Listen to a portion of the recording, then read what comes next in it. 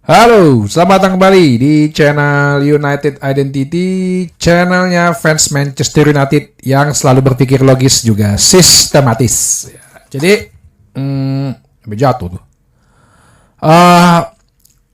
Mau kabarin aja berita yang sangat menghebohkan seluruh media dan jagat raya, mengalahkan berita Spanyol juara Piala Eropa, mengalahkan berita yang besok Mbappe akan diperkenalkan di Madrid, yaitu berita kekalahan Manchester United dari Rosenborg di match preseason, ya, match pertama preseason. Waduh, orang-orang hebohnya minta ampun ya.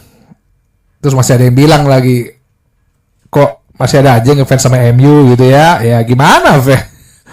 Beritanya jauh lebih besar daripada berita Piala Eropa gitu. Jadi gini, Liga Norwegia itu kan sebetulnya sudah berjalan ya. Dalam arti karena di sana Eropa Utara, dia itu di akhir tahun sampai awal tahun tuh, jadi Desember Januari itu kan dingin banget. Gak mungkin mulai bermain bola di situ gitu ya, di es gitu. Lapangan juga pasti penuh dengan salju. Jadi Liga Norwegia itu kalender musimnya agak beda. Dia tuh mulai dari awal tahun kalender Masehi sampai akhir tahun. Jadi sekitar bulan Februari sampai bulan sekitar November lah. Jadi sebenarnya di Juli ini tuh tengah musimnya Liga Norwegia. Udah di kelas apa, kalau lo lihat di klasemen, lo googling gitu, udah 14 kali bertanding gitu. Jadi udah setengah musim kompetisi.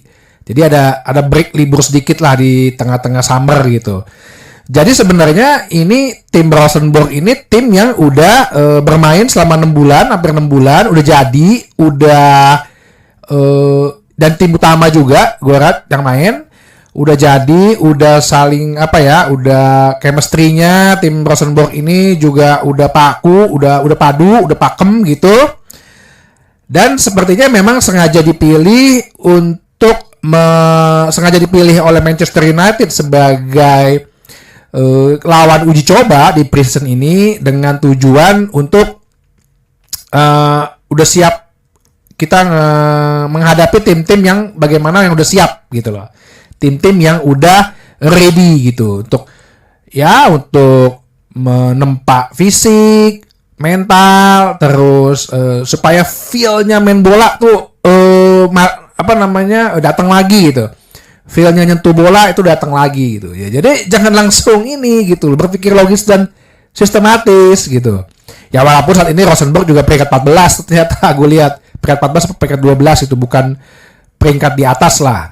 Tapi at least tidaknya ini pengen supaya tim Manchester United balik lagi gitu, feel main bolanya dapat lagi gitu. Itu kan nggak gampang gitu, nggak semudah di Football Manager atau di game atau di FIFA gitu ya. Oke, jadi kemarin kan udah gue bilang ya bahwa banyak pemain muda yang dipasang, yang masuk dalam line up pertama tuh sebenarnya tim utama ada 5 gitu ya. Jadi ini dari kiper itu Radek Vitek. Wah ini kipernya 90 menit main bagus, gue bilang ya. Sampai gue cari profilnya, Radek Vitek ini umur 20 tahun, tingginya 198 cm, mengingatkan gue pada Van de Sar. Dia sempat main di usia 18, mulai dari usia 18. Kemarin tahun lalu dia dipinjamkan di Accrington ya, divisi bawah Liga Inggris.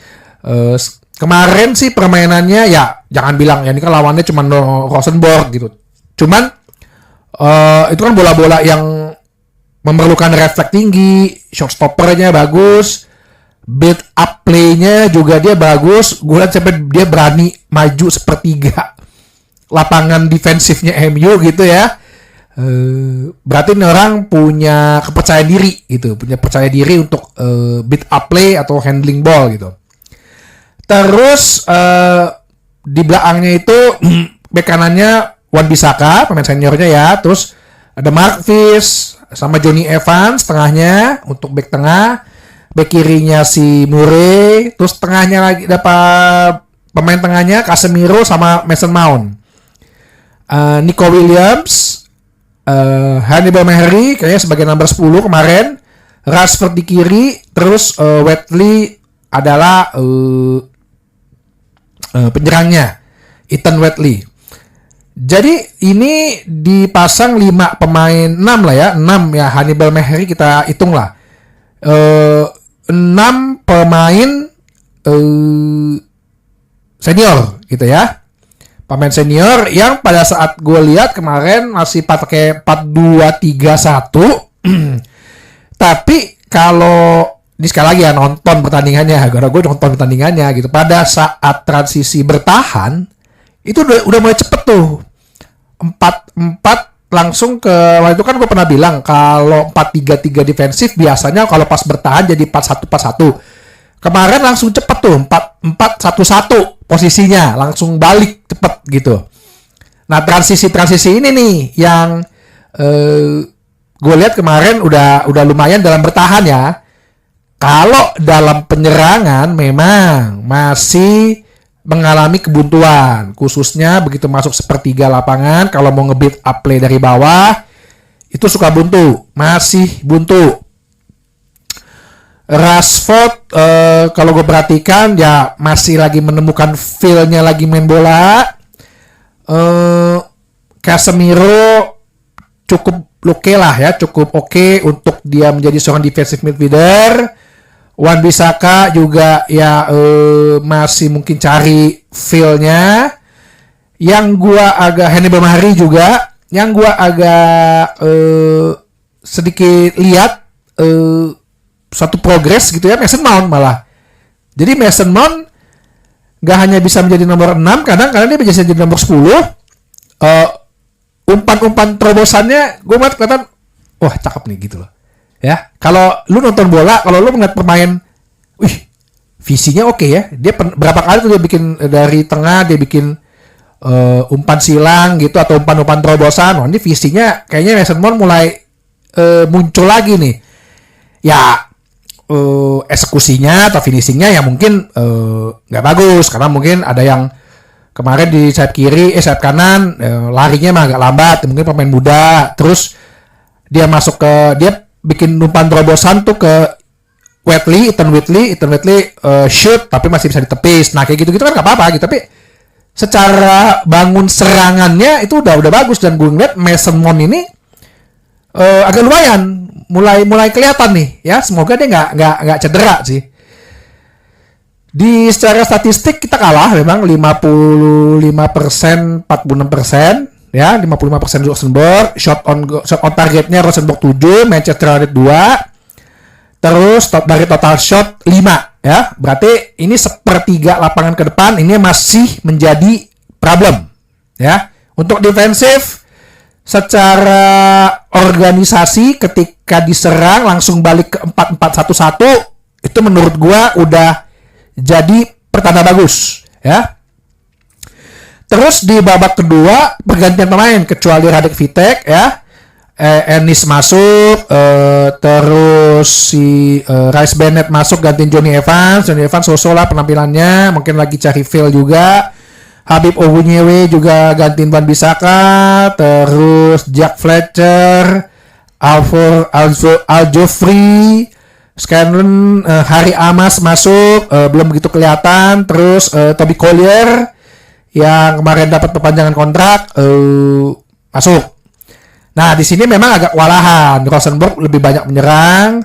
Terus beberapa kali si individu-individu pemain belakangnya yang bisa menghalau, memblok, menahan tendangan. Ya, dan akhirnya sampailah kebobolan di menit-menit akhir.